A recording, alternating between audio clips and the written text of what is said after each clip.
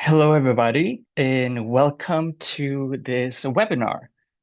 Following the launch of the AILit Framework from primary and secondary education, this second webinar will explore how the framework can support system-level perspectives and priorities for AI literacy in education. This session is intended for all audiences, but we believe it will be especially meaningful for policymakers, including representatives of ministries of education, instructional design organizations, ethic organizations, and other working at the system level. My name is Fran, and I work for the PISA Research Development and Innovation team here at the OECD, and I will be accompanying you for the next hour and a half.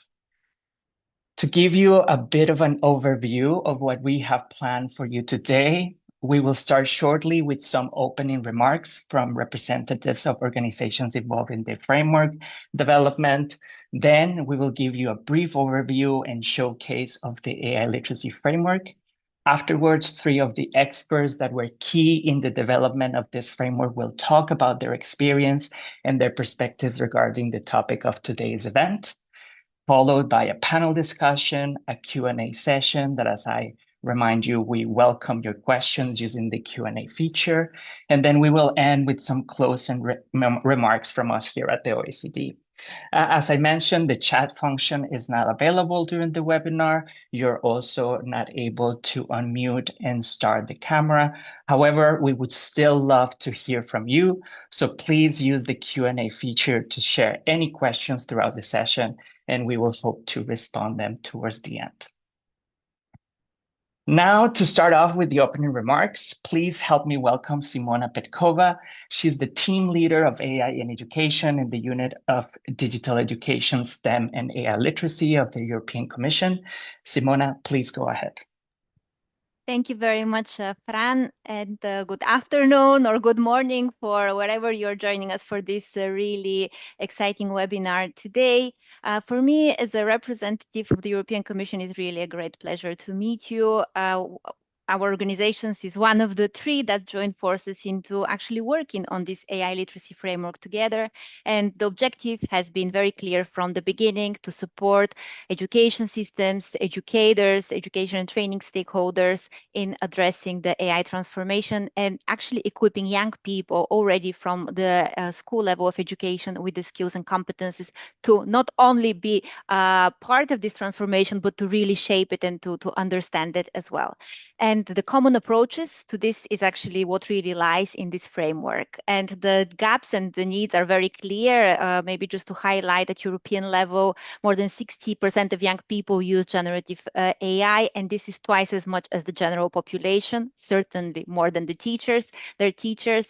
What is also clear is that there is an increasing need to develop AI literacy, not only as a technical skill, but even way more as a skill for citizenship, as a way, a skill for supporting social fairness, social equality, but also at European level in particular, this contributes to our broader goals on competitiveness and also technological sovereignty.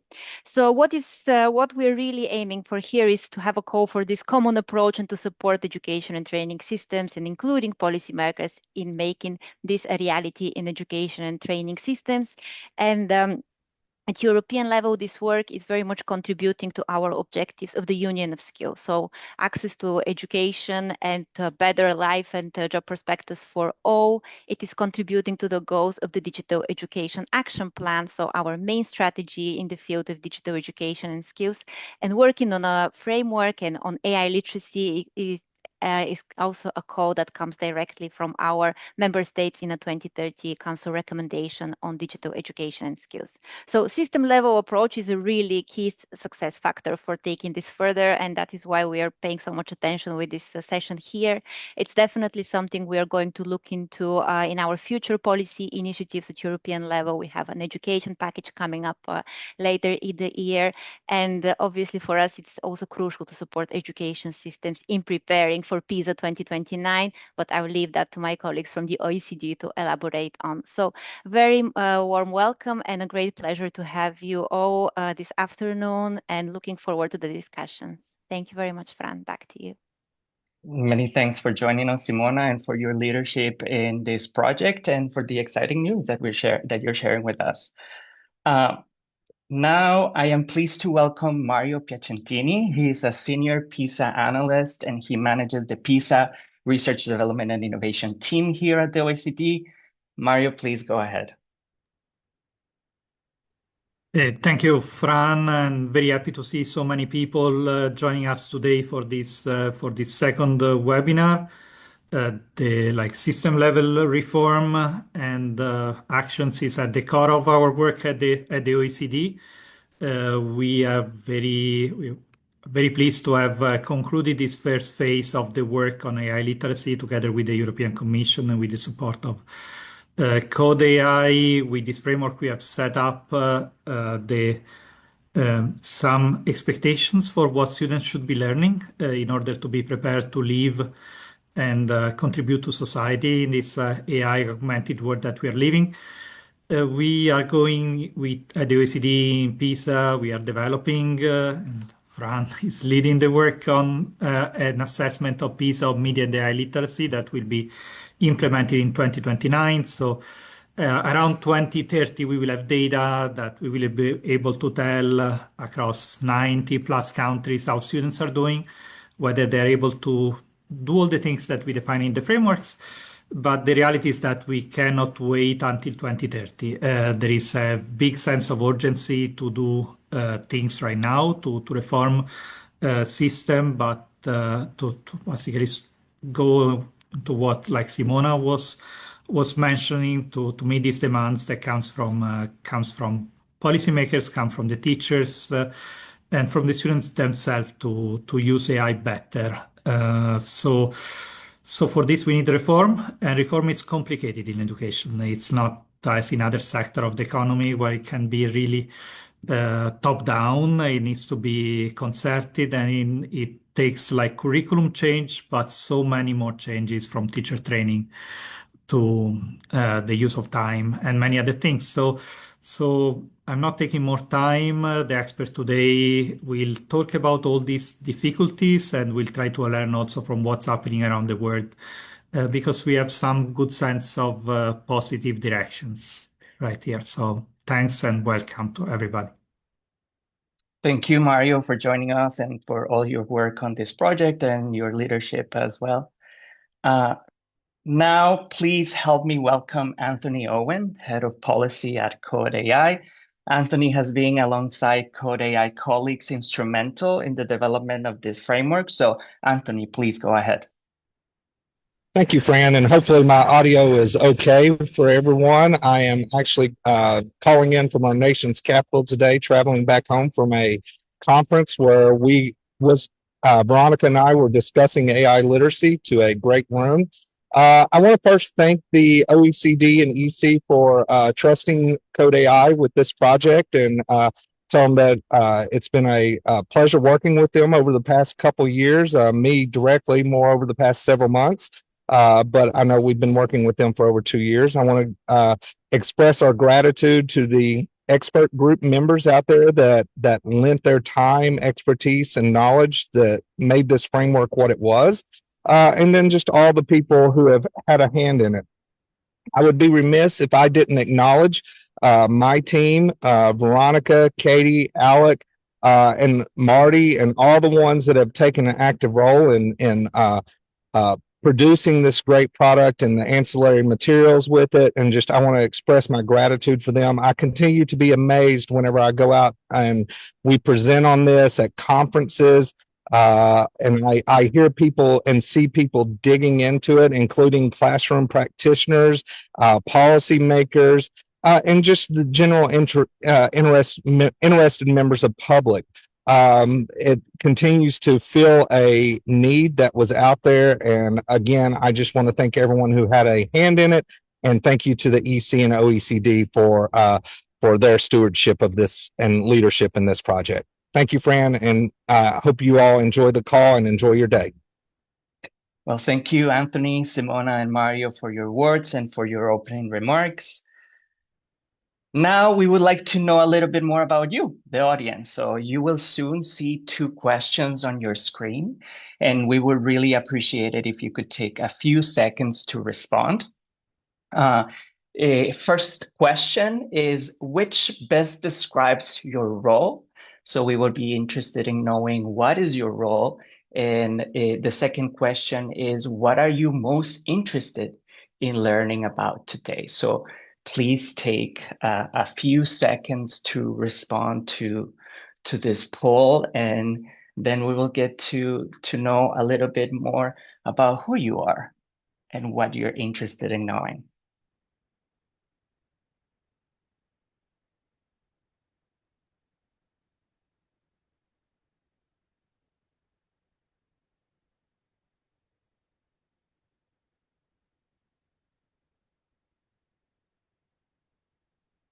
So only a few more seconds for you to respond.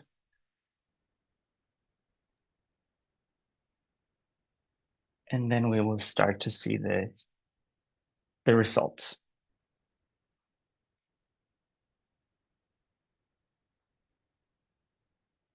Thank you so much for your participation.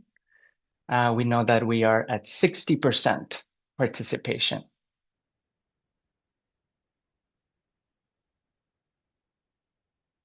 This is exciting.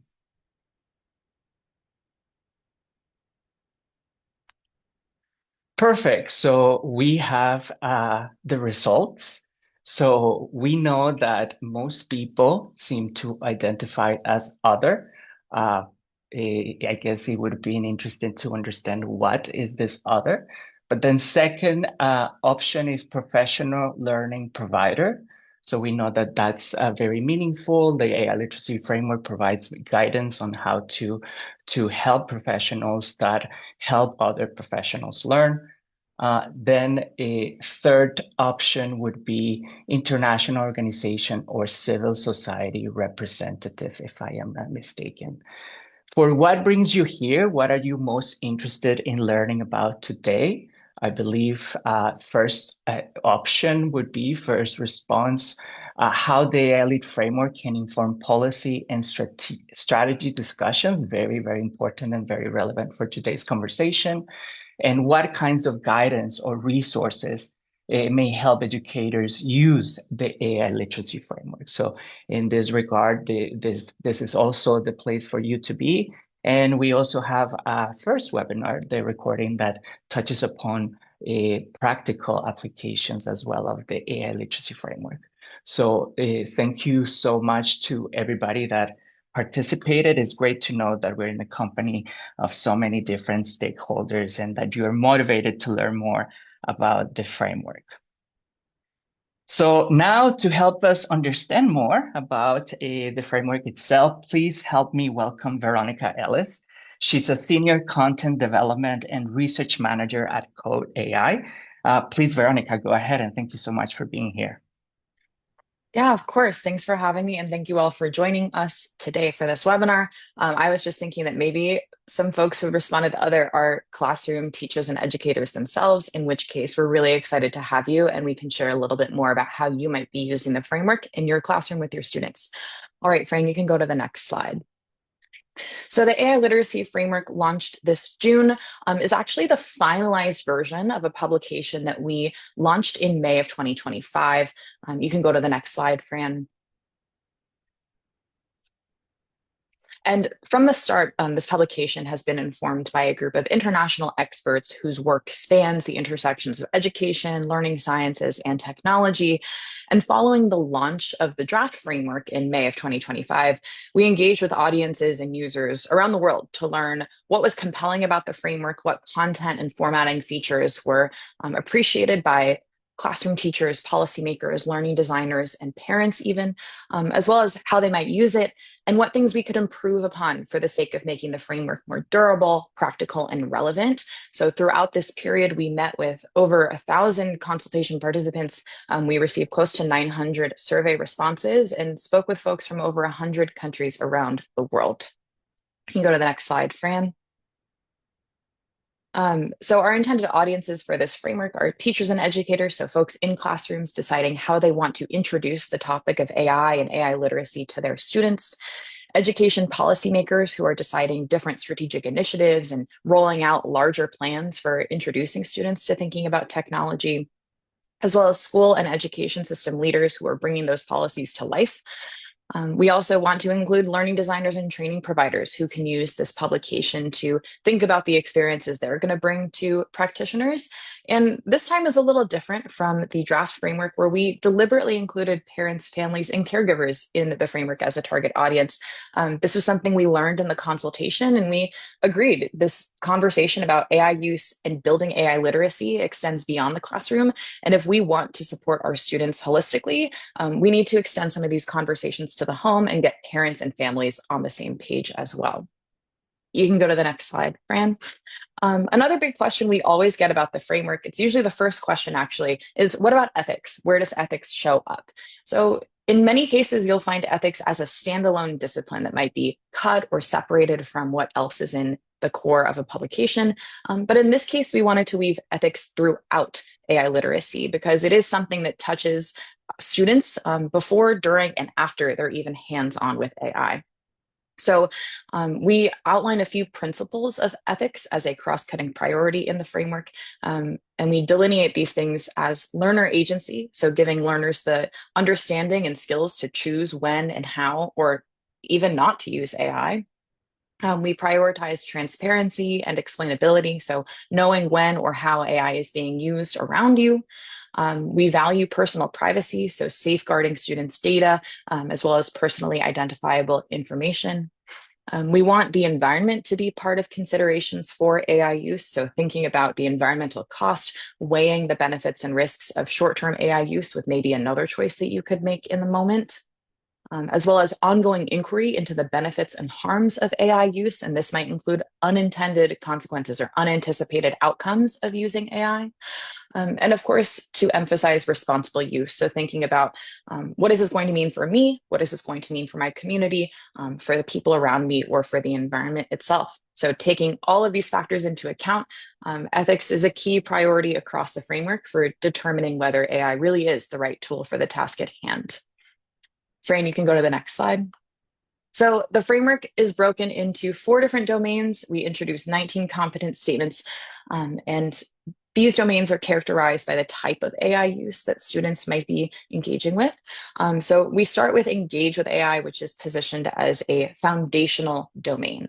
So engage begins with how students are understanding and evaluating AI use, as well as AI generated content.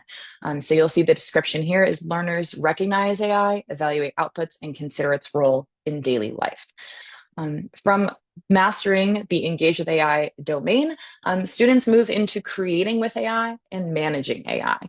So in these 2 domains, which are more focused on hands-on AI use, learners are using AI intentionally and reflectively to explore ideas and delegate tasks. So create with AI positions students to decide how AI use might support them to bring about an original idea. And this domain also touches key topics for creative disciplines, such as ownership, authenticity, attribution, which are big questions happening in a lot of disciplines right now. The manage AI domain is all about young people considering, again, the right tool for the task.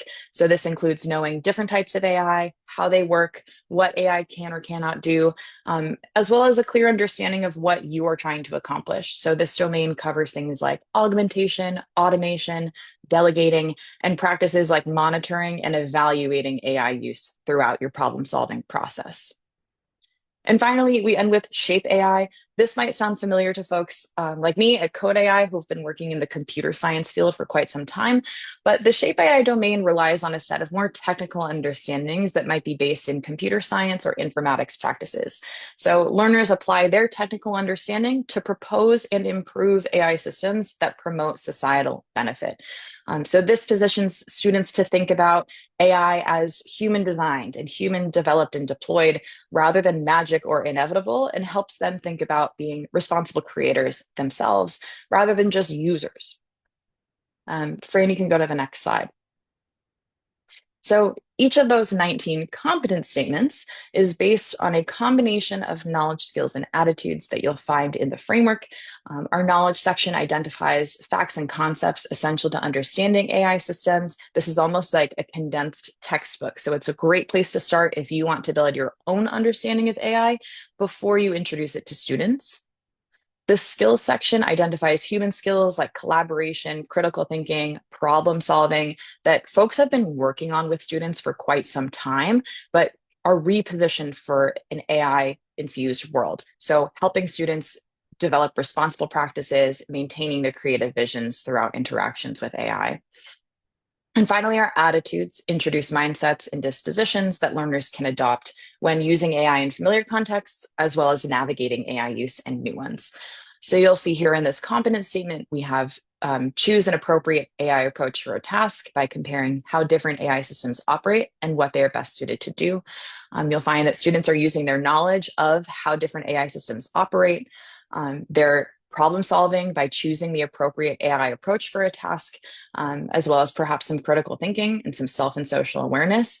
And then they're using some innovative attitudes, adaptable attitudes to think about what AI systems are best suited to do. So that's how knowledge, skills, and attitudes are really enveloped into our 19 competence statements.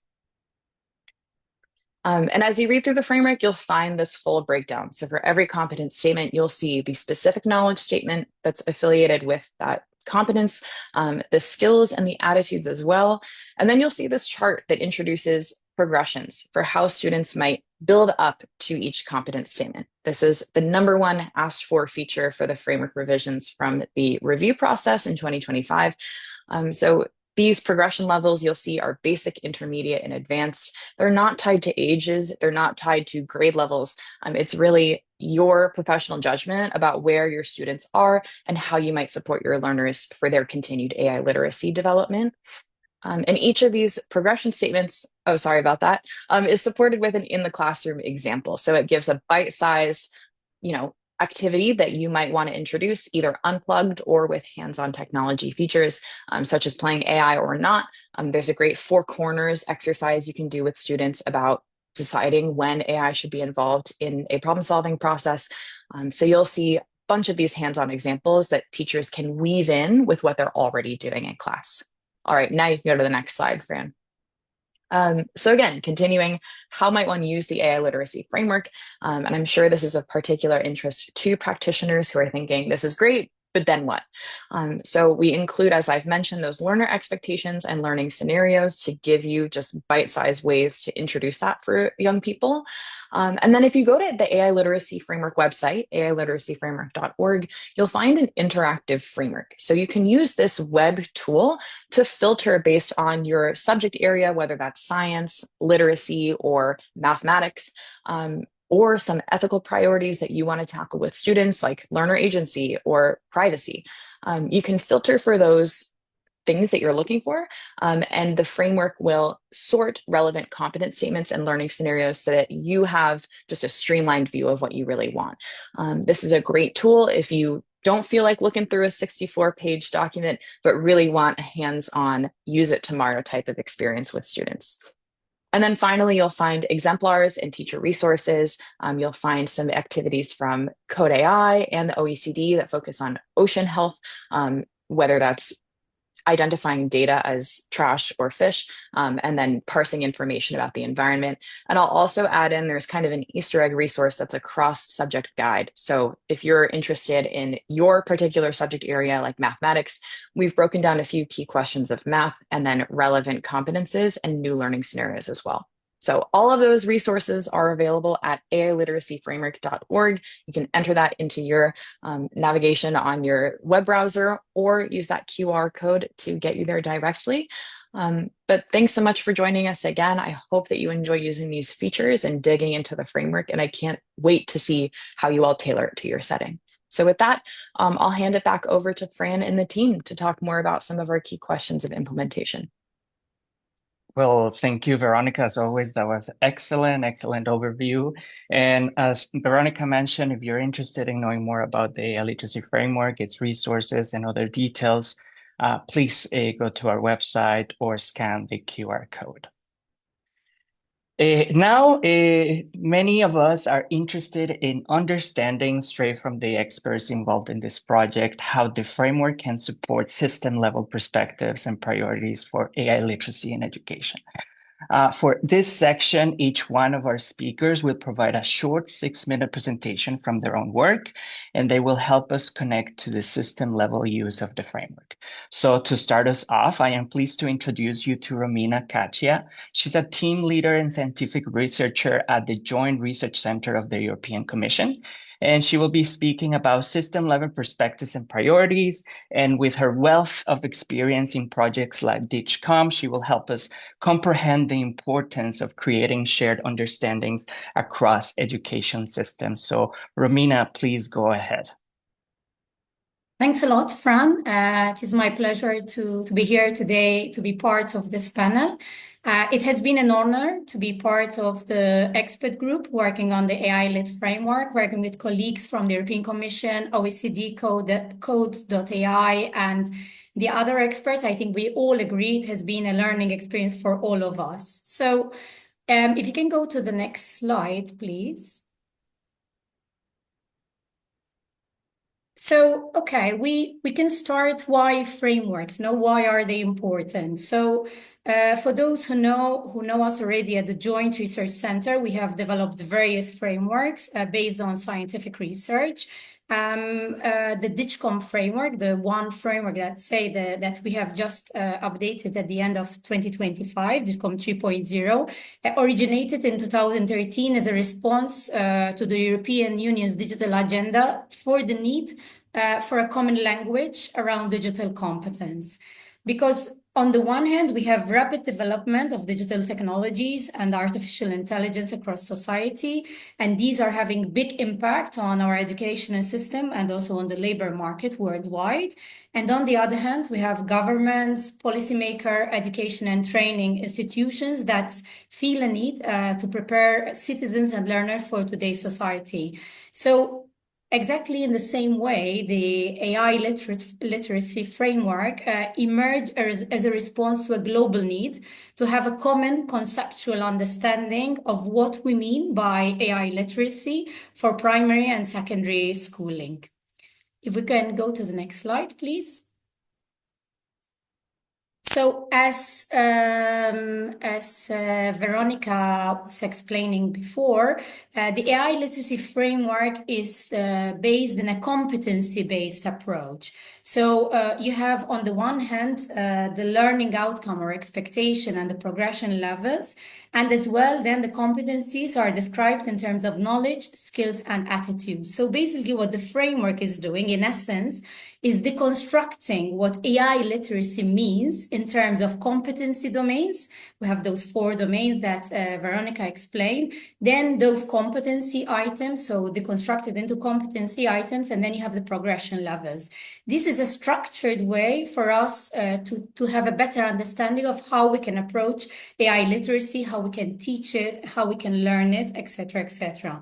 The aim is to aspire alignment of curriculum design, teacher professional development, assessment practices towards in diverse educational systems across the world.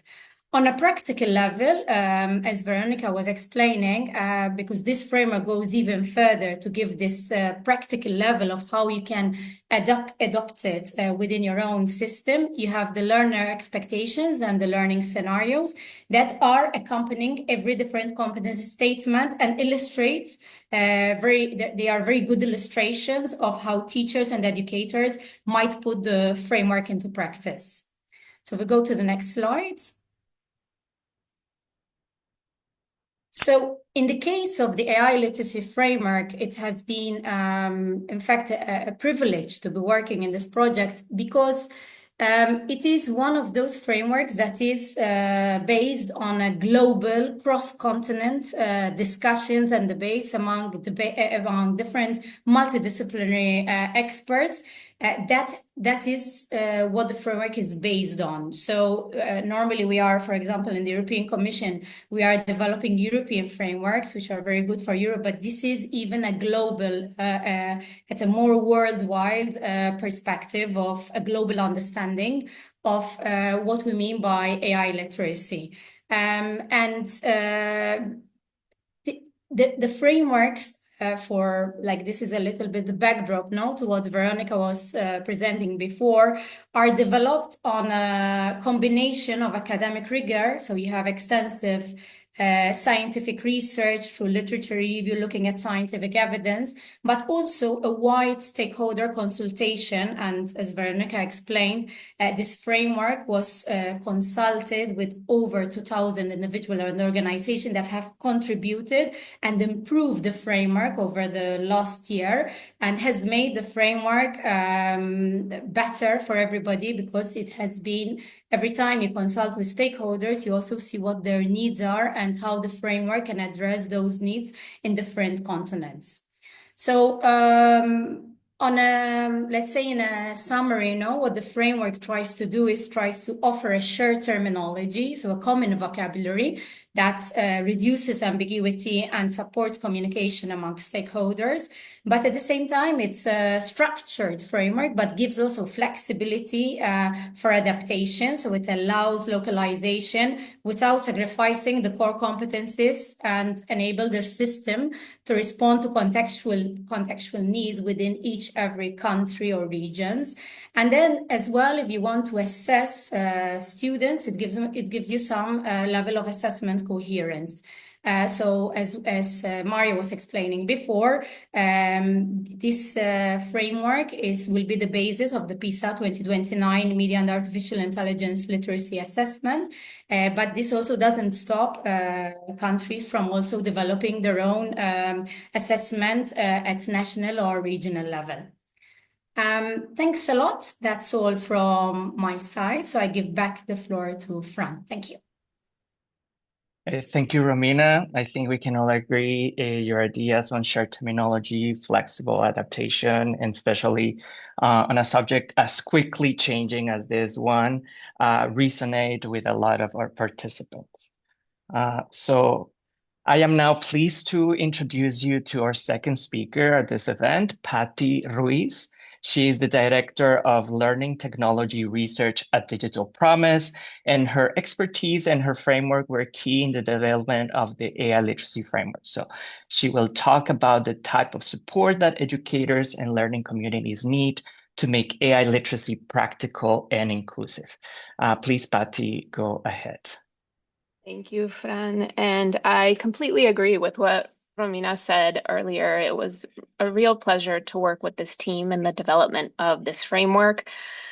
And it was a thoughtful and comprehensive balance of research, practice, and co-design, with a lot of feedback from an extensive international audience. So the work that we did was grounded in knowing, on the next slide, that we know that young people are experimenting with AI and need guidance on how to use it in equitable ways. In recent conversations with students here in the US, they identified that tech-savvy learners are able to navigate current barriers quickly, while the ones that are less familiar with technology face significant deterrents to continuing their education. The same students I spoke to identified the need for offline functionality for low bandwidth support for AI-enabled tools for those with unstable internet. And the other thing that they asked for is AI literacy support. And specifically, they wanted guides, tutorials, and help of trusted peers or teachers to assist them and their peers who have a varying degree of digital skills. So this is where the AILit framework is incredibly valuable. On the next slide, you'll see we worked over several years to develop this framework, and we saw that there was broad agreement in the international community that AI should augment human capabilities rather than replace human educators or critical thinking. So what I want to highlight in this section as we focus on equitable implementation are the skills and attitudes that we arrived at as the ones that we would center for this framework. So we have the skills section, which represents the fundamental human capabilities that we apply to the human context. And these skills guide learners in using AI ethically and to ensure that learners are actively shaping how AI fits into their lives. Those are on the left side.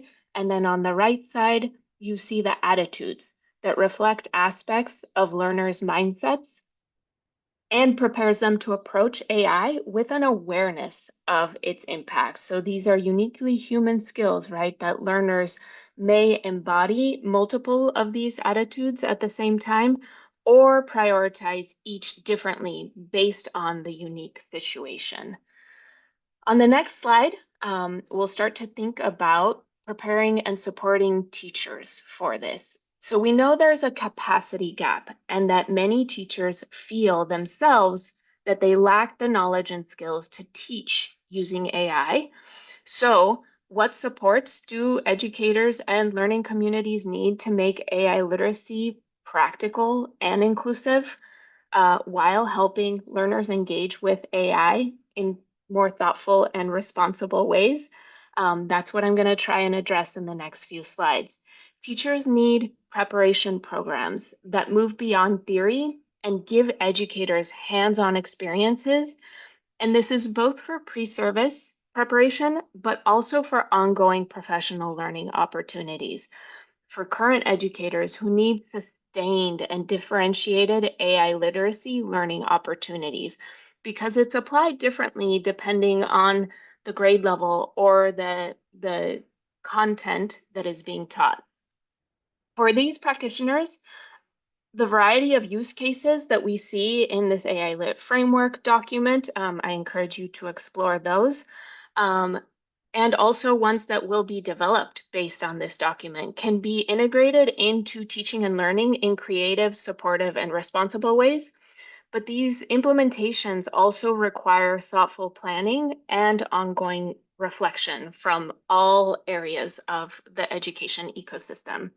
So our teachers need to build their own AI literacy capacities so that they can build them in students. And they need to be able to develop AI literacy and also evaluate AI systems for use in their teaching context. And finally, they need to develop the self-efficacy to be able to teach AI to their students. And again, this is where the framework fits in. This framework is the first step in helping to build that self-efficacy and help teachers understand how to use AI to augment rather than to shortcut human learning. So on the next slide, you'll see that internationally, we are seeing an AI divide forming based on socioeconomic, geographic, and linguistic barriers. And we're seeing highly resourced environments that are able to access more accurate AI tools, while under-resourced environments are locked out or rely on less accurate free versions. So what is the solution? We think that successful international implementation of AI literacy requires more of a systemic planning to bridge these gaps. This includes the small language models that can run offline on basic devices, like the ones that I put in the slide here from Africa, which develop AI models reflecting local language and culture. And one project that I'm currently working on at Digital Promise is the K-12 AI Infrastructure Program, which is a multi-year initiative aiming to close the gap between the scientific principles of teaching and learning and the promise of generative AI in education through the development of openly licensed, free-to-use datasets, models, and benchmarks for education-specific. So that's all to say that implementing AI literacy cannot fall on teachers or schools alone. It requires a coordinated whole of society effort involving policymakers, training providers, many of which are here today, technology companies, and parents and students themselves to build more safe and equitable digital ecosystems. And I will close by saying on my last slide that AI literacy is not simply teaching students how to use these tools. It represents the technical knowledge, these durable skills, and these future-ready attitudes required to engage with, create, and shape AI ethically and responsibly. And this needs to be a human-centered, holistic approach. And effective AI literacy blends practical experimentation with critical thinking. And of course, it's a shared responsibility. So thank you for being here, and I will pass it back to Fran. Thank you, Patty, for these great insights. And it is indeed crucial that we aim for an AI literacy that is not only practical, but inclusive and relevant for our communities. Now, the third of our speakers bring his vast experience as Chief Innovation Officer of the very well-known International Society for Transforming Education. Joseph South will describe to us what it takes to build educator capacity for AI literacy across systems. Joseph, the floor is yours. Thank you for having me. I'm very pleased to join these other experts in discussing this topic. The international work that's been done on this framework has been unprecedented and something that I think has produced a tool that can be used by ministries around the world. So today I want to focus on building educator capacity for AI literacy. And on the next slide, I want to talk about some of the important shifts that we need to move from a shared framework to systemic transformation. I had the privilege of creating the National Educational Technology Plan for the United States of America and consulted on national technology plans with other countries around the world. And there were several lessons that came from those experiences that I think can be applied to this framework. The first one is that you have to start with a common vision and language. And I feel like a lot of times this step is skipped or passed over too quickly. So we have this amazing AI literacy framework that can help provide that common vision and language, but just having the framework is not enough. What we need to do is create shared buy-in to that framework. And that is done by reaching beyond just the Ministry of Education to work cross-government to include the Ministry of Labor, the Ministry of Commerce, the NGOs that have a stake in AI literacy, and the regional education authorities, as well as business partners, and not to forget parents, families, and students. If we can start our conversation and start the change that we want to make around AI literacy by bringing all of these groups to the table, having them work through the framework, having them find the things that resonate, identify any concerns, adapt what needs to be adapted to the local concept and the local context and the local culture, then we will begin a process that will have longevity moving forward. If we don't stop to get the agreed shared vision, the agreed perspective and points of view, then we will all be chasing different ends and we'll never come to a unified vision. And it's a huge waste of resources when different parts of the government or different parts of the education system are seeking different goals and outcomes. Second, we do need some dedicated funding and prioritization for these new initiatives. If there's not some dedicated funding, then they will never come to the top of the list of the systems in which the change needs to take place. And then third, we have to scale up educator capacity. Many times ministries make the mistake of doing a train the trainer model where really just a few outstanding educators are fully trained, and then they're expected to just cascade that training down to the rest of the country. We need additional supports for every educator so that they aren't relying solely upon a few champions in a country or a region to make that shift. The next slide talks about important mindsets that need to change. We have to make it safe to embrace the unfamiliar. If an educator's core professional identity feels threatened by AI, they won't be in a place to make the change. And it's so important that leadership opens up a space where educators can try things, they can fail, they can learn, they can grow, and that the stakes are lowered for them during the transition period. Second, it's really important that we center the human skills. This is not about mastering tools. It's about learning how to use tools in ways that center human judgment and agency. And third, we need to think about this as professional competency, not just tool training, something that every professional can grow in and become competent in and bring to their own discipline and context. On the next slide, we talk about some of the key strategies. So one of the most important strategies that we can apply is aligning the new AI literacies to existing roles and standards. When educators and education leaders can see how they fit in rather than add on to an existing learning system, they're much more likely to embrace it and to incorporate it. And if you think about it, all of the fields that are currently being taught are changing. Science, how science is done is changing with AI. How history is done is being changed with AI. So these things, the disciplines themselves are changing. So there's a natural fit to bring AI into those conversations. Research has shown that sustained job embedded learning and coaching is the most effective way to bring about the change. And so those countries that have coaches who can help one-on-one are going to be most effective at making the change. And then we've learned from other implementations of AI that mirroring the framework itself by having educators and education leaders engage, create with, manage, and shape AI themselves will best prepare them to help students to do the same. Finally, there's some great starting points on the next slide in the document itself. Veronica talked about these already, so I won't spend time here, but just having the core leadership that's going to be involved, get hands-on, trying out some of these activities, getting to know them and having their own experience with them will get them off to the right start.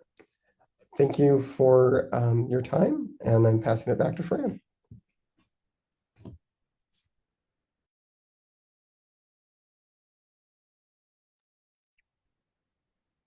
Thank you. I was a bit lost in this internet. Thank you, Joseph, for the great points you've made. And I believe not only your transformational mindsets, but also the strategies are really resonating with the audience. Thank you to all panelists for sharing your thoughts. And I believe we have gone from learning how a common language and approach to a complex subject like AI literacy can really benefit from implementation across systems, to how we need to make sure we are creating actionable and inclusive approaches to AI literacy, as well as what are some of those strategies or mindsets that we should have in order to do so successfully. So many thanks to all of you for your perspectives and different presentations. And now we are moving to the panel discussion portion of the event. In this section, we will have a round of questions for the speakers, first in general, and then based on their professional experience. So let me just stop sharing my screen. And first, I would like to start us off with a general question for all of you. So each of you bring a different perspective on how education systems can support AI literacy. So what is one connection across your work that feels especially important for turning a shared framework like the AILit framework into practical support for educators and learners? So let's start with Patty. Yeah, so something that we see as a support is the contextualization of these specific skills, competencies, and that's what I think the AILit framework does a really great job of doing, is the illustrative examples that we have in the framework that is able to adapt, as Joseph and Romina said, to the context that we want them to be implemented in. So I really think that leveraging the examples, which hasn't really been done well before, is something that's incredibly powerful about this AI-Lit framework. Yeah, that's a great point. Like this is a very particular and well-liked aspect of the framework that perhaps is not as present in other frameworks that we have in the space. Romina, what about you? What do you think is one connection across your work that feels especially important for turning a shared framework into practical support for educators and learners? So, like I said before, while the framework provides a common understanding, which is really the first step, but then it's also a matter of having this flexible structure for countries and regions to actually can adapt and contextualize based on their learning system, their culture, their language, and the needs of the different stakeholders, no? So from the DigComp experience, what we have learned is that you have to maintain continuous discussion with the community to understand the needs, and also that you need to support educators because they need time to explore with AI. They need to be trained on AI, and they also need to experiment with different pedagogical models where technology like AI can be effective for better education. And finally, we have found that working with multipliers, so people that are very innovative in their region or their country, could also be a way of escalating and scaling up then the adoption of a framework like this. So adaptation, similar to what Patty mentioned, having strategic partners is one of the points that you make, and also the fact that it is important to have professional development and support in order to appropriately and adequately implement AI literacy across systems. Very good. So please, Joseph, what about you from your perspective? So I think one thing that we need to recognize is that AI is not just a learning issue, but it's changing the way we do research, the way we practice our disciplines, and it's changing how those are applied in a business setting. And so I think one really important thing we can do is bring those voices to the table. So if we think from a discipline-specific approach to the strategy, we can bring together the science teachers and the scientists in the university systems, and also those businesses where science is applied, and have those cross conversations about how AI is impacting each part of the ecosystem, and then we can bring those insights back to the classroom. And so I think oftentimes we operate in sort of a silo in education. We think of we're in the practice of education, which is separate from the application. And I think in this case, bringing those voices together will lead to the kind of integration that will be most effective. This is a great point. The fact that sometimes we worked in silos and that we need to open communication and start collaborating. It aligns with that idea from Romina about strategic stakeholders and partnerships that is important in order to implement something as complex as this at a system level.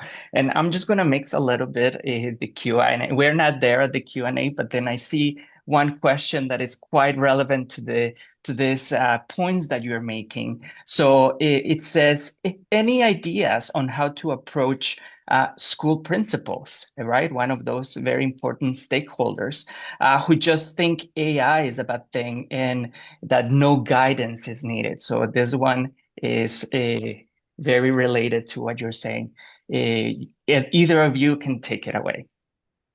Yeah, I know, Joseph, you'll jump in as well. But from a research perspective, we've seen AI systems and tools arrive in our ecosystems, right? They are pervasive in our society.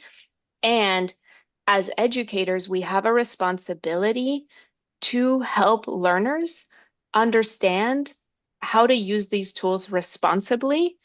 And that doesn't mean that they're always appropriate or relevant in learning contexts, right?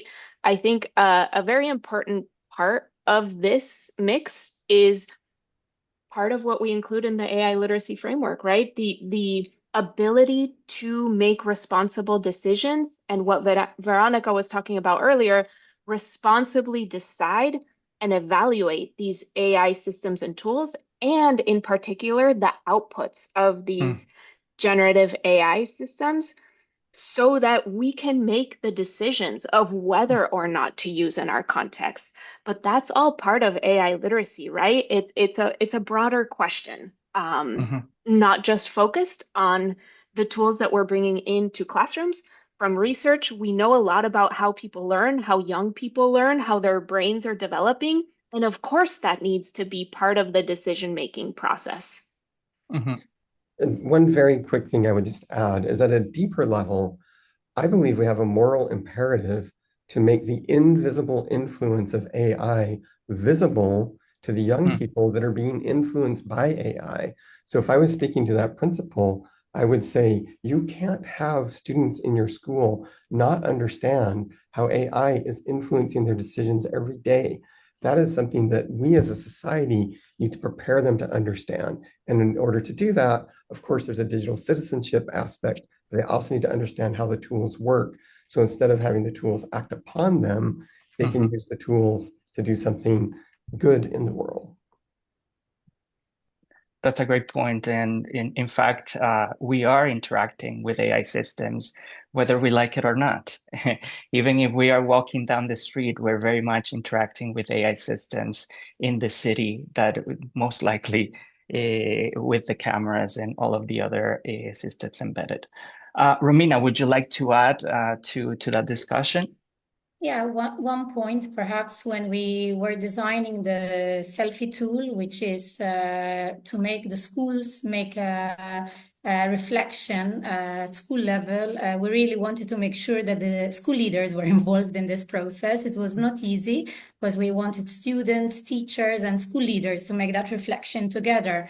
And the response and feedback we are getting from people who are doing this using selfie as a self-reflection on digital competence was that having the school leaders at that table was really, really important because they really need to understand how digital, in this case, AI, is really affecting, like Joseph was saying, each and every one of us constantly. So unless students have the critical ability to know that this is happening around you, then it's very difficult to be able to work with AI and be critical when using AI. So having the school leaders at the table, at this discussion table and at this transformation is fundamental. And it is also about breaking that silo that we were mentioning at the beginning. So that's a great point. Just to stick with Romina, and this is more now the second phase of the panel discussion that is centered more specifically on your professional experience and how it is aligned with this important topic of AI literacy. So Romina, frameworks like DigComp have helped create shared understandings across digital education. So what lessons from that experience are most useful for policymakers and education systems as they begin working with AI literacy? Yeah, so DigComp is unique in the sense that it has had various iterations. We are now on the 5th iteration, and at every iteration, we have really worked a lot with stakeholders to understand what was working and what was not working. And there is as well a DigComp community that is really working and putting into practice because as I mentioned before, the framework is a first step, but then putting it into practice is another thing. So when you work with those stakeholders that really tell you what is working, what is not working, what you need to change in the framework, this is really a way, I think, this is what I can say that from DigComp we have learned a lot by talking continuously to the stakeholders. And as well, something that I think was very interesting throughout the process is that a framework allows a country or a region as well to do some monitoring of the progress. So I also invite the people who are here in the webinar to think a little bit about this, because when you're trying to instigate change, prompt change, it's important to know that you started from somewhere and you're moving towards something. So the framework could also be used to monitor how AI literacy is improving throughout depending on how the teachers are using it in the school. So I also invite this systematic and continuous monitoring of the AI literacy. Very interesting. So yeah, not only as a tool for implementation, but also as a tool for monitoring the adoption and the change in the system itself. So that's great. And again, just to continue, it goes aligned with that, breaking of the silos and creating a shared understanding of what it is that we are talking and what we are referring when we say AI literacy. Now moving to Patti, my question for you is, when a framework moves into practice, what kinds of support help keep educators and learners at the center? So especially in contexts where capacity, confidence, or access may vary or may be not so well developed. Yeah, and with AI, we've seen that AI models are heavily biased towards English, right? And putting non-English speakers at a disadvantage. So again, I'm coming back to the contextualization and keeping educators, learners, and those communities at the center. We also need a dual focus on building both the robust digital infrastructure that I mentioned earlier, as well as that human infrastructure. And this framework is a start, but it really is insufficient because institutions need to foster cultures that emphasize human agency, ethical reasoning, and that cross-functional collaboration that's really going to bring this work to environments more broadly. One thing we need to be sure to address is the disparities in access and the importance of developing these inclusive learning environments where we have reduced barriers for students with disabilities, students with language barriers. And we need to be proactively embedding these accessible education materials and developing them for the development of AI literacy and for both educators and learners who may have been historically excluded from accessing technology or using technology, and who might be experiencing that higher apprehension about the use of these technologies that you mentioned earlier. So that's providing that structured emotional support alongside that technical guidance, I think is incredibly important. Yeah, that's a great point. As a psychologist myself, that social and emotional support is really important, and it would really make a difference when it comes to adoption and implementation. So low-hanging fruits, there are certain topics, for what I understood from your response, that perhaps are more amenable to use AI literacy for an equity and inclusion perspective. And I believe this is one of the questions that are submitted regarding the implementation and keeping inclusion, responsibility, and equity at the center of the strategies that we're trying to implement. Thank you so much for that. Now, Joseph, my question for you is, what should system leaders prioritize first if they want educators to feel prepared and supported to engage with AI literacy confidently and responsibly? So I talked about this a little bit in my other remarks, but I think one thing that we're seeing is if there is not clear, empowering guardrails in place, then educators will simply not do anything. They will not act.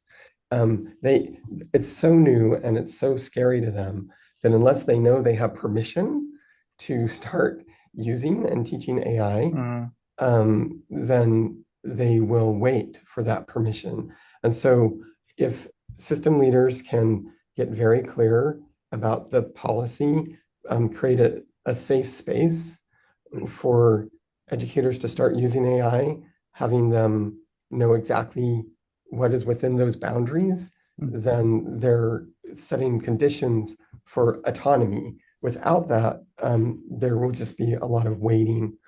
I think a second thing they can do is create a sandbox area. The opportunity before an educator is put in front of a student talking about AI or teaching AI skills, they need a chance to play with the technology themselves. They need a low stakes place where they can get familiar with it. The difference between an educator who's had no experience with AI and one who's spent even 90 minutes with it is huge. They have a much better mental concept of what it can and can't do. And then one more strategy I'll just mention is peer-to-peer learning.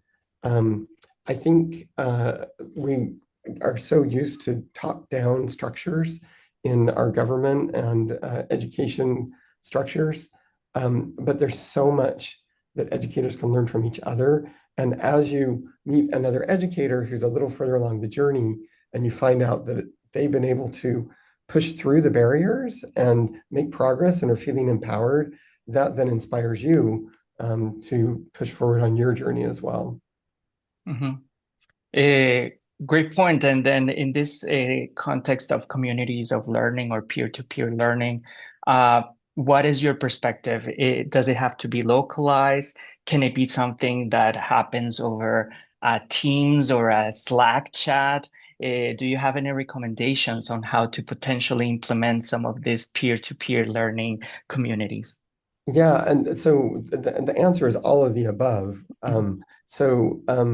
It would be wonderful to have cross-peer communities within a school, but also at the school system level. And as you said, there are many tools that can be used: Slack, Discord for the younger people, Teams, other electronic means that allow us to collaborate more broadly. And if you can have communities of practice at various levels, that's when it's most effective. So some are just your school, some are regional, and then even more national communities of practice that are usually based on roles. So one for school leaders, one for those leading professional development, one for classroom teachers. That can be very effective. And what I hear from all of you is this involvement, right, at the different levels. All different levels need to be involved. All different levels need to know, need to have that permission, as Joseph mentioned, to experiment and to understand the tools. I personally agree more from a mental health perspective. It prompting the chat and seeing how the chat becomes more and more personal, it really helped me understand why certain people start to develop certain attachments to the tool. So until we really try and explore these different tools, we're not really understanding the extent that they can impact our learners. So now, just because we have a little bit of time before the Q&A portion of the session, I have one quick last question for each of you. So what is one practical next step? And we have been already talking about next steps in practice that system level stakeholders can take to begin using or adapting the framework in their own context. I believe that adapting part has been touched upon, but perhaps not so developed. So let's start with Romina. Okay, from my side, because we work with member states and regional level, so often the change starts with a change in a strategy. So I think it's really important that there is a strategy at a higher level where AI literacy and the framework in this aspect is integrated as part of the strategy. So that AI literacy is part of the next digital strategy. And as well, I would say that in continuation to what Joseph was saying, we have done a study some years ago where we put, the idea was that if you put people that are very innovative together, like to do peer-to-peer learning, they are really amazing multipliers. So that is also from a, let's say, from a top-down level, bringing together at a workshop some sandboxes, where actually educators can experiment with different AI, experiment with AI, experiment how AI could be used in their teaching and learning. And then those people as well become a community. They learn from each other. Whenever they learn something, they pass it on to others. And then that is very easy to scale up. So on the one hand, I would say the strategy, which is really top down, but on the other hand is more bottom up, where you have peer-to-peer learning. That's amazing. Perfect. Patty, what about you? Yeah, thank you. Mine relates a little bit to what Romina is saying, and I would encourage systems level leaders to talk to young people about the AILit framework, talk to teachers, ask them what they need, and start there.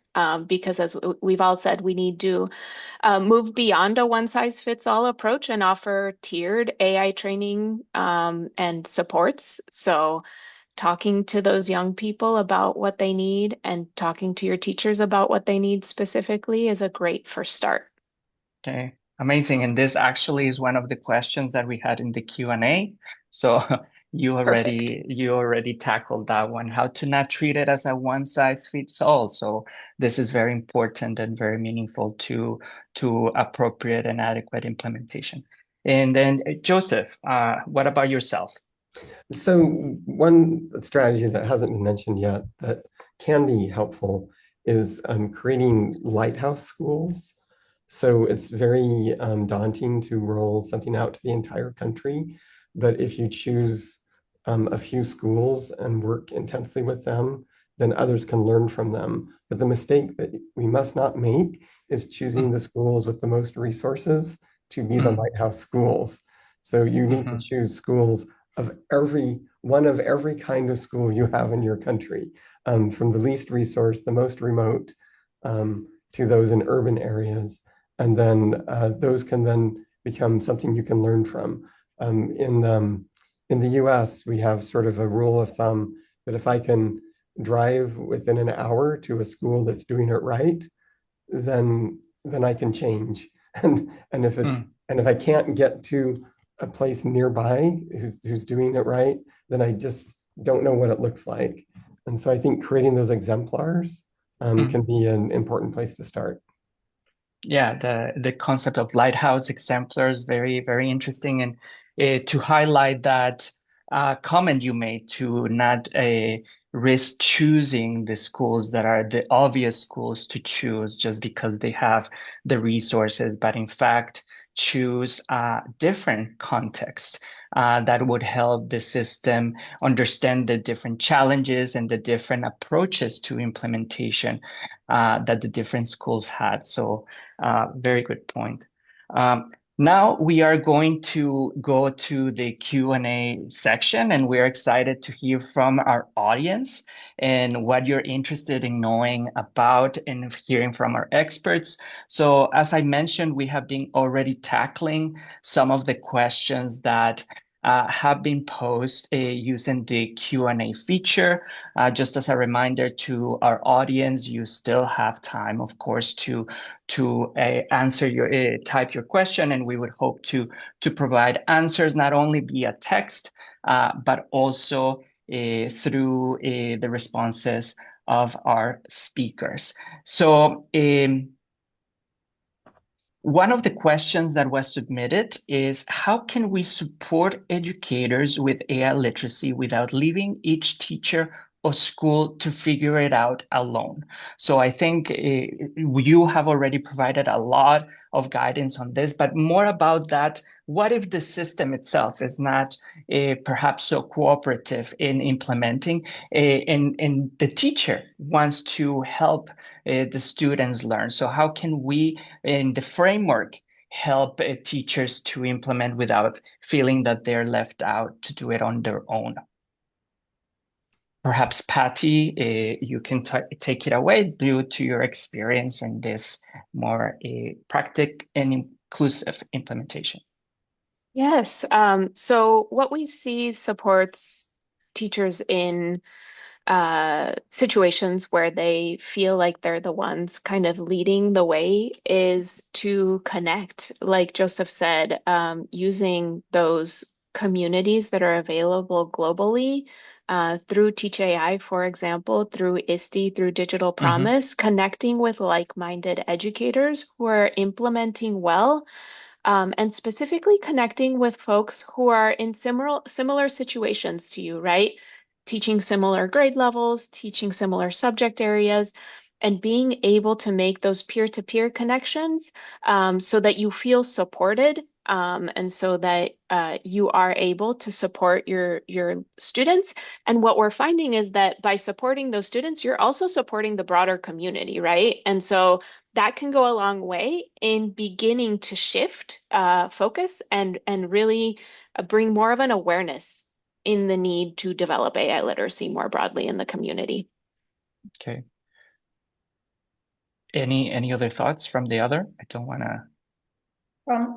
From a European perspective, there is the Digital Education Hub, for example, which is a really good community where people can come together and share their experiences and as well work together. So these kind of communities work very well because you are actually meeting with very like-minded people, and these are very innovative stakeholders. So I would really encourage in the European context that people join these kind of communities because it really helps you that you're not alone. And then again, the fact that the framework has scenarios, I think that is a very practical level, is also a very good step forward for teachers to also try to experiment a little bit, starting with those scenarios. So you're not starting from a competency statement, but you go from a competency statement to a scenario, which is much closer to your learning experience, and then adapting it to your context and to the subject that you are teaching. The framework does provide those in-classroom activities as guidelines on how it can look like in the school setting, in the classroom setting. Aligned with this, there's another question. They say, thank you for sharing.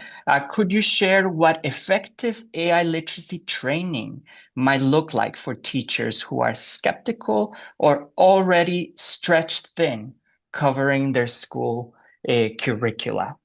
So in this very hectic world in which teachers do need to cover quite a lot of content, what does effective AI literacy training look like?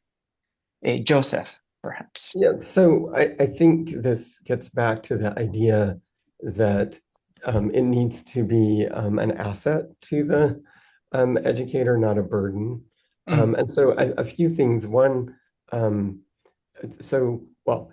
when I am introducing AI to new educators, the first thing I tell them to do is engage it with questions about your discipline, things that you're already an expert in. And by going through that process, they'll start to see what AI is helpful in and what it's not helpful in, what it can do and what it can't do. And once they have a sense of its capabilities, then I encourage them to think about the hardest thing they have to teach, the thing that is the most difficult to communicate to students, and then go to the AI and start a conversation with the AI about how can I teach this to students better? What are some ideas?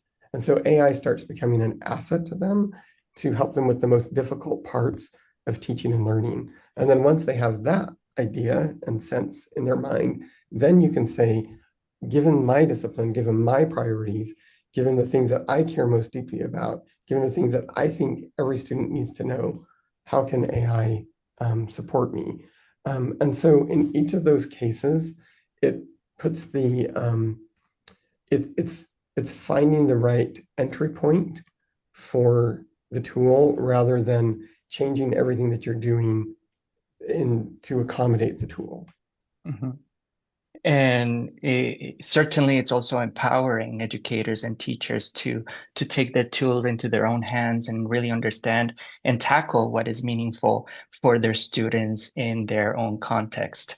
There is a question that goes well with what we are talking right now, and it's what are speakers' attitudes towards participatory co-design with teachers? And that developers should be required to disclose how teachers were included in the design of tools. So I guess the idea here is actually consulting and including teachers not only when they're using the tool, but also when the companies, the edtech companies, are designing and deploying the tools themselves. So Patty, Joseph, Romina, what are your thoughts regarding this? Yeah, I will speak a little bit to the importance of co-design and generating both content and tools with teachers and students as the focus. And the more we can do that, the better the results are. And we saw that through the process that we undertook to develop this framework, right? We ended up speaking to educators and to community members about the development of this framework. And that informs and brings in multiple perspectives that the developers of these edtech products might not necessarily have inherent to their teams. So there are lots of ways to go about this co-design. And it's not just about the development of the tool, but it's also then about the implementation, right? We can develop these amazing products, but then will they be implemented effectively? And we need to think through that both with the curriculum that we'll be using to support our teachers and students to develop AI literacy, but also the tools that they can use to do that.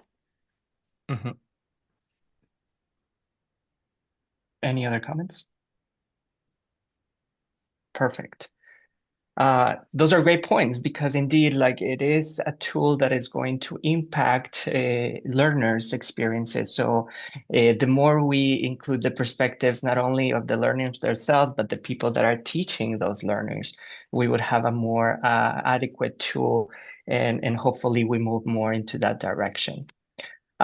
Another question for the expert is, we expect teachers to guide students in the use of AI, but do schools have the infrastructure, time, and support to make this realistic? Where is the balance between expectations and available resources? It goes with the conversations that we have been having, understanding that there is some limitations. So how do we tackle that? We have already mentioned how to not feel alone. There are communities to make us feel that as educators, we're not alone, but also what if we don't have the actual resources? How can this framework help educators that perhaps only have the physical in-classroom setting? We know that for early learners, especially talking about these topics is incredibly important because we don't necessarily want young learners using AI systems as part of the learning process, but they do need to know and be aware, as Joseph and Romina have already said, that these systems exist in our communities and they need to be able to make responsible decisions. So teachers simply discussing these topics to develop some of that critical AI literacy is incredibly important and does not necessarily require the use of the tools themselves. You can also get pretty far in helping learners understand what's behind the curtain of AI, how these systems use data, how that data is trained or tagged for training purposes, how these models are benchmarked. So many of these topics are ones that can be discussed without the actual use of these technologies. So in hands-off or tech-free Offline. situations. So offline, yes. So there's you can go pretty far discussing these topics. And one of the things that I like to remind people is that the in-classroom examples, many of the in-classroom examples that we have in the AI literacy framework are of offline or disconnected or unplugged activities. So there's definitely some concepts that can be taught without the need of an LLM tool, for example. Um, just because of time, I want to ask another question. So, what is one risk of moving too quickly on AI literacy and one risk of waiting too long? Perhaps Romina, Joseph, your thoughts? Yeah, we have done a research on AI early adopters, and I think what came out from that research was that students are actually already using quite extensively AI. So I don't see exactly the risk of going too quickly, because I think unless you already are making some efforts in instigating AI literacy, then you are already behind, let's say.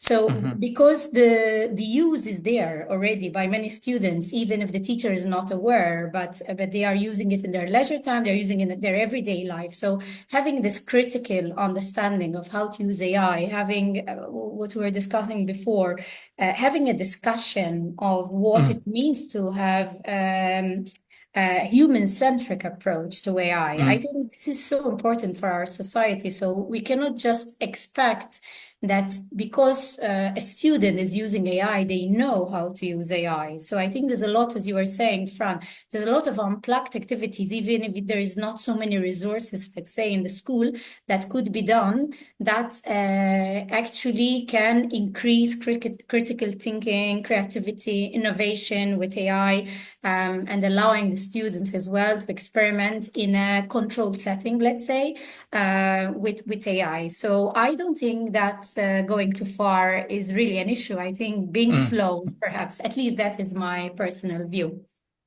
Interesting. So I agree with Romina on the individual sort of school level. I think at the country level, we have a few cautionary tales. South Korea attempted to roll out AI textbooks across all subject areas within, I think, about a year's time. And it didn't give them time to communicate with parents and families the philosophy and the approach and the reasoning behind it, and in the end they had to roll back that initiative. And so I think, for me, too fast is about making sure everyone understands the value, that we're on the same page, that we're using this in a way that makes sense to the people that are being most affected by it.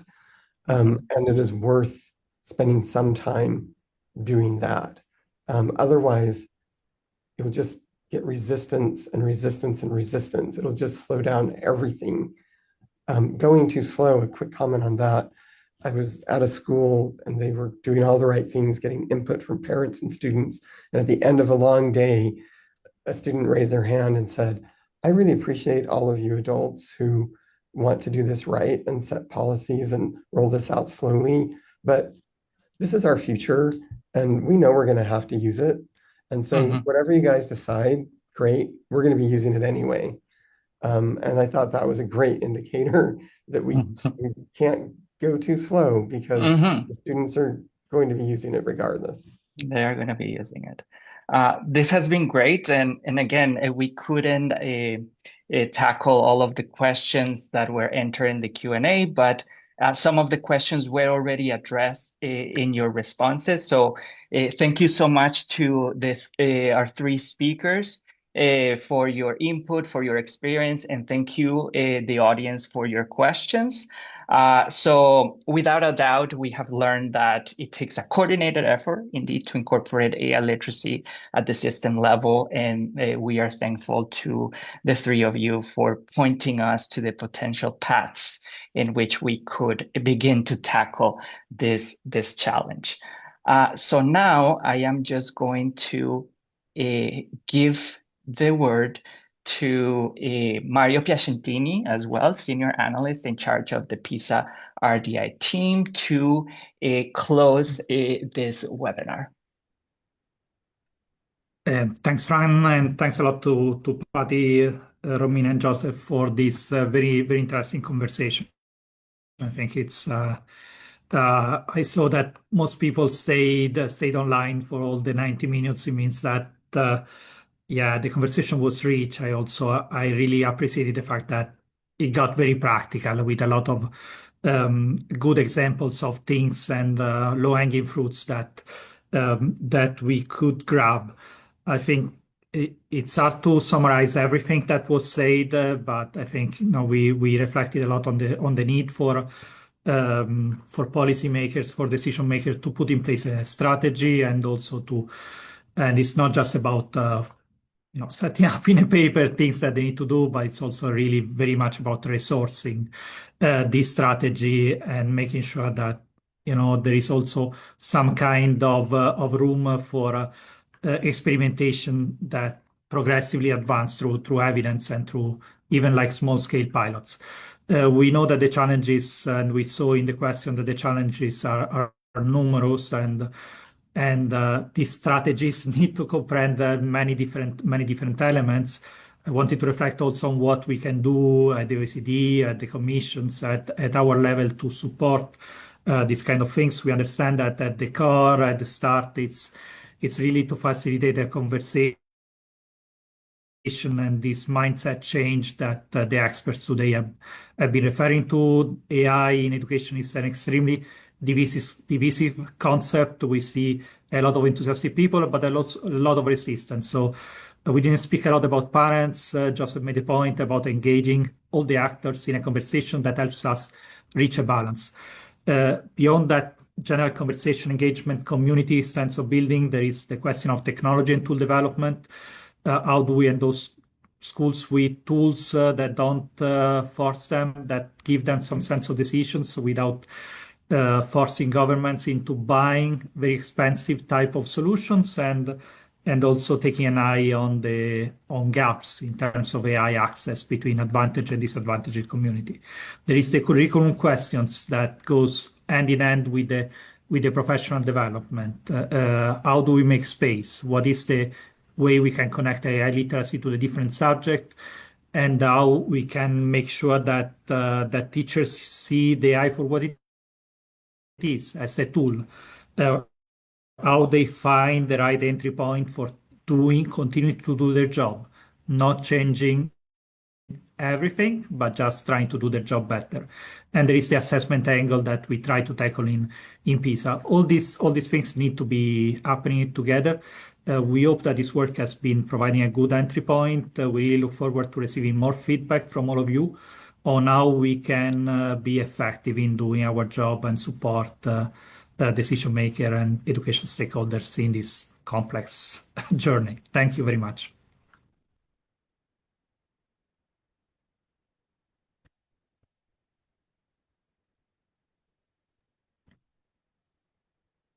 Thank you very much, Mario, for your thoughts, and thank you, the audience, for participating. It's been great. Until next time.